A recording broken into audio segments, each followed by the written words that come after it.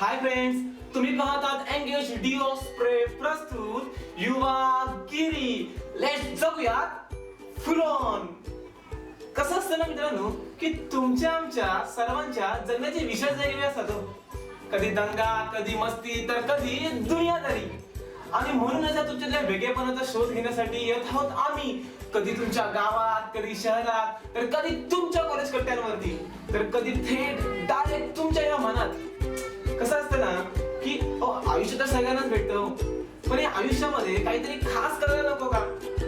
नाहीतर ते आपण सर्वांनीच ऐकलं असेल की सुबह को हंसता बचपन देखा, दोपहर मस्त जवानी, शाम को ढलता बुढ़ापा देखा और रात को खत्म कहानी. मग सांगा ना, असं आयुष्य जगून उपयोग काय? त्यासाठी काहीतरी खास तर करायलाच हवं ना. पण नेमकं खास म्हणजे काय, असा प्रश्न तुम्हाला नक्कीच पडला असेल.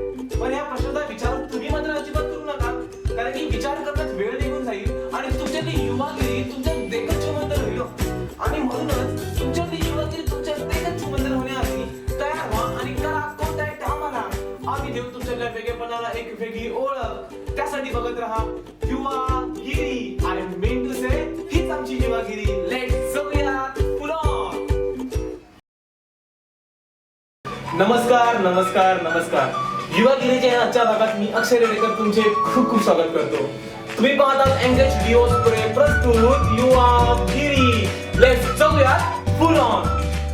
कसं झालं ना मित्रांनो, की आजकालची मुलं थोडी मॉडर्न झालीत बरं का. अहो सॉरी थोडी काय, अहो नाही मुलंच काय हो, मुली देखील मॉडर्न झाल्यात बरं का. अहो जिकडे जागे तिकडे प्रत्येकाच्या जगण्याचे अंदाज झालेत ना रे. थंडी असो वारा किंवा कितीही आले वादळ वारे, तुम्ही आम्ही पुन्हाच ऐकत नाही, कारण आपले अंदाज आहेत ना रे.